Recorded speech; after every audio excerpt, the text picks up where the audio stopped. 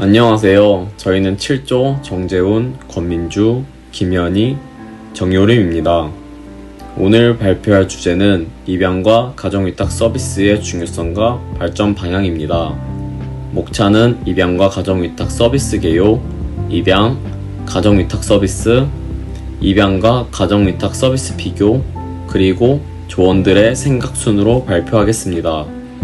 먼저 입양과 가정위탁 서비스의 개요에 대해 말씀드리겠습니다. 입양은 출산에 의한 것이 아니라 법적 과정을 통해 가족이 만들어지는 것입니다. 반면 가정위탁 서비스는 보호대상 아동을 성범죄, 가정폭력, 아동학대, 정신질환 등의 전력이 없는 가정에 일정 기간 위탁하여 보호하는 것입니다. 입양은 크게 사적 입양과 기간 입양, 국내 입양과 해외 입양으로 나눌 수 있습니다. 다음으로는 입양의 종류에 대해 말씀드리겠습니다. 사적 입양은 중간에 매개하는 기간 없이 친생 부모가 직접 선택한 입양 부모에게 아동을 배치하는 방식입니다. 기간 입양은 공공기관 혹은 민간기관이 입양 과정을 감독하며 친생 부모가 자발적 혹은 비자발적으로 아동에 대한 친권을 포기합니다. 국내 입양은 아동이 태어난 국가 내에서 입양 가정을 찾는 경우이며, 해외 입양은 아동이 태어난 국가가 아닌 다른 국가의 입양 부모에게 입양되어 다른 국가로 가는 경우입니다. 또한 입양은 영아 입양과 연장아 입양, 비밀 입양과 공개 입양으로 나눌 수 있습니다. 영아 입양은 만 1세 이하의 아동을 입양하는 것이며, 그 이상일 경우 연장아 입양이라 합니다. 일반적으로 영아 입양이 연장아 입양보다 인기가 많습니다. 비밀 입양은 입양 부모와 친생 부모가 입양 이후 서로 연락을 주고받지 않거나 만나지 않는 경우입니다. 반대로 공개 입양은 입양아와 친생 부모가 지속적인 접촉을 유지하는 방식입니다. 다음은 입양 현황입니다. 현재 보시는 표와 같이 입양 아동 수는 2023년 현재 꾸준히 감소하고 있습니다. 해외 입양보다는 국내 입양이 더 활성화되고 있습니다. 다음은 입양의 문제점 및 개선 방안입니다. 먼저 문제점입니다. 국내 입양의 실태조사는 2010년 이후 중단되었으며, 이에 따라 2022년까지도 입양 건수가 두 자릿수를 유지하고 있습니다. 정인이 사건과 같은 입양 아동 학대도 끊임없이 발생하고 있습니다. 또한 온라인을 통해 신생아를 불법 입양하는 사례가 반복되고 있습니다. 아동복지법 17조에 따르면 아동을 매매하는 행위는 10년 이하의 징역형에 처한다고 하지만, 온라인 불법 입양은 단속이나 예방책이 부족한 상황입니다.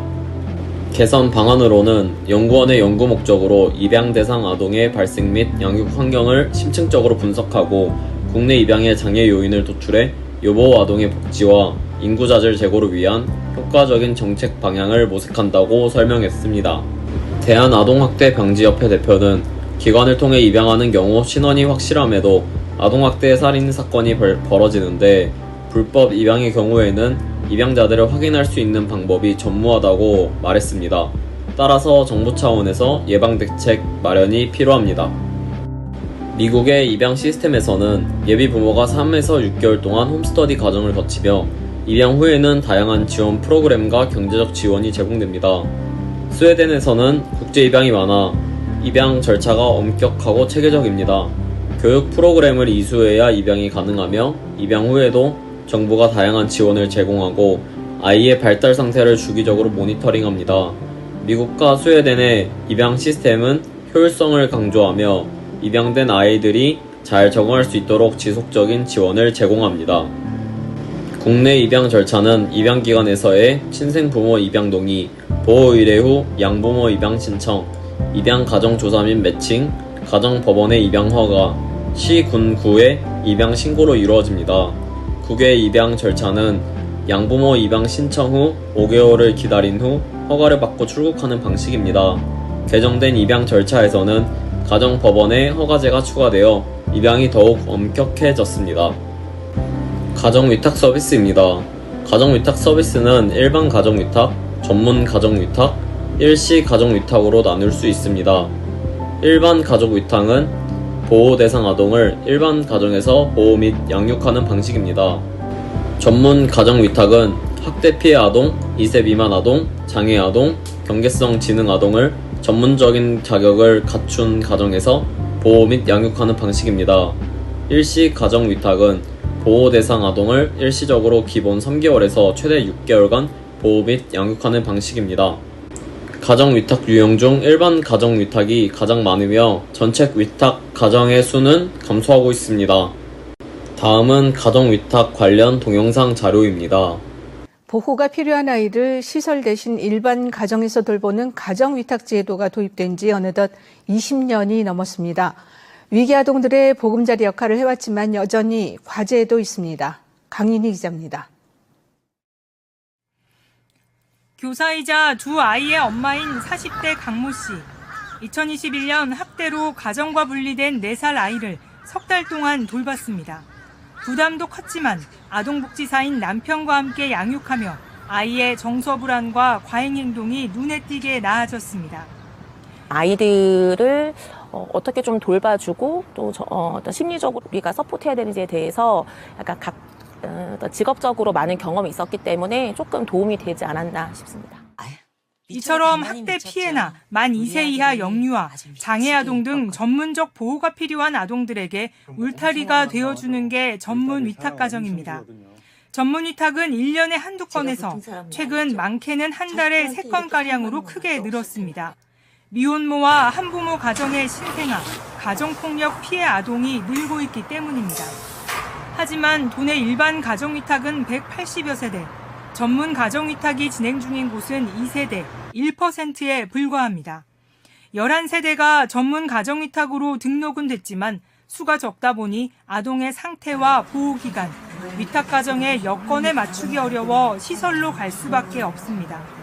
장기 보호가 필요한 아동도 있고 아니면 뭔가 장애가 있는 아이를 양육할 수 있는 가정도 있고 이런 좀 자원이 더 많이 확보가 돼야 이제 아이들이 갈 수 있는 연계까지 이루. 전문 가정 위탁을 하면 아동 1인당 100만 원 등 각종 지원이 있습니다. 하지만 사회복지사나 교사, 의료인 등이어야 하고 관련 교육도 받아야 합니다.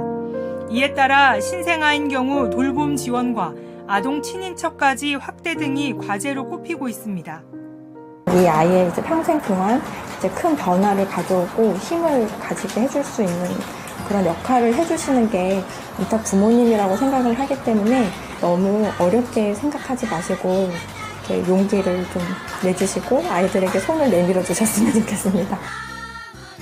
KBS 뉴스 강인입니다. 다음은 가정위탁 서비스 문제점 및 개선 방안입니다. 가정위탁 서비스의 문제점으로는 전문 위탁 가정의 부족, 높은 진입장벽, 늘어나는 보호 필요 아동에 대한 대응 부족이 있습니다. 이러한 문제를 해결하기 위해서는 전문 위탁 가정의 수를 늘리고 지원을 강화하며 사회적 인식을 개선하는 노력이 필요합니다. 이를 통해 위기 아동들이 안전하고 안정적인 가정 환경에서 성장할 수 있도록 해야 합니다.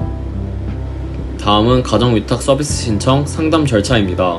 가정위탁 서비스를 이용하고자 하는 사람은 시, 군, 구청, 복지 담당 부서나 읍, 면, 동, 주민센터에 상담 신청을 하시면 됩니다. 이후 지자체장의 추천을 받은 민간 기관장이 해당 아동과 면담을 진행하고 적합 여부를 판단한 후 보건복지부 장관이 지정한 전문 가정위탁 보호위원회의 심의를 거쳐 최종 결정됩니다. 가정위탁 상담 절차는 크게 전화상담과 방문상담으로 나뉩니다.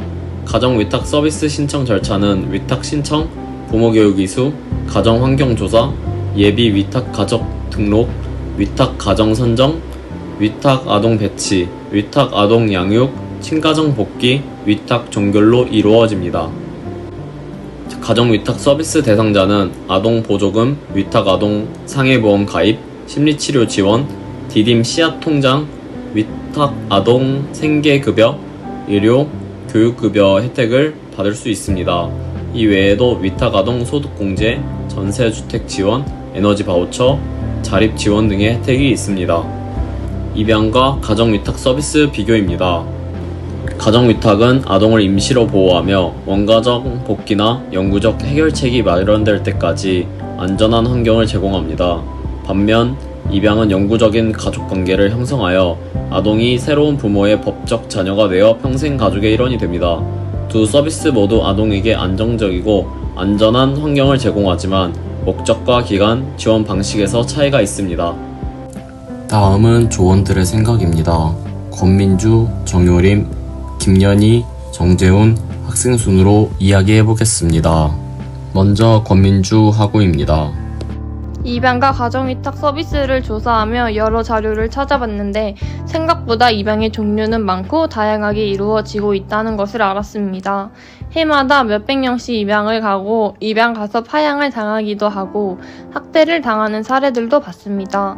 이렇기 때문에 우리에게 입양의 인식은 더 안 좋아지고 있는 것 같아 입양을 하려는 부모의 심사 또한 더 철저히 하고 사람들의 인식을 개선하고자 입양 교육도 활성화되어야 할 것 같습니다. 다음은 정효림 학우입니다. 해외 입양률에 대해 들어본 적이 있긴 했지만 파양당하거나 학대를 당하는 케이스가 이렇게 많다는 것은 처음 알게 되었습니다. 어른으로서 아동의 기본적인 권리를 제대로 보호해줄 수 없다는 것이 정말 안타까웠습니다. 신속히 아동을 보호 차원으로 인식 변화와 법률 개정이 되었으면 합니다. 다음은 김연희 학우입니다. 가정위탁 서비스를 조사하면서 세 가지로 나뉘고 그 안에서 다른 도움을 준다는 것을 처음 알게 되었고 생각한 것보다 아동에게 혜택이 많아 다행이라 생각했지만 다른 곳에서 생활하다 친 가정으로 복귀했을 때의 아동이 받을 스트레스가 걱정이 되었습니다. 그렇기에 보호 종료 아동에게 더욱더 신경을 써줘야 한다고 생각했습니다. 다음은 저입니다. 저는 입양과 가정위탁 서비스를 공부하다 보니까 입양은 법적 과정에 의해 가족이 만들어지는 것이고 가정위탁 서비스는 아동을 일정 기간 위탁하는 것을 알게 되었습니다. 그리고 가정위탁 서비스만의 문제가 아니라 위탁이 종료된 청소년의 자립을 더욱 적극적으로 도와주는 정책이 필요하다 생각합니다. 감사합니다.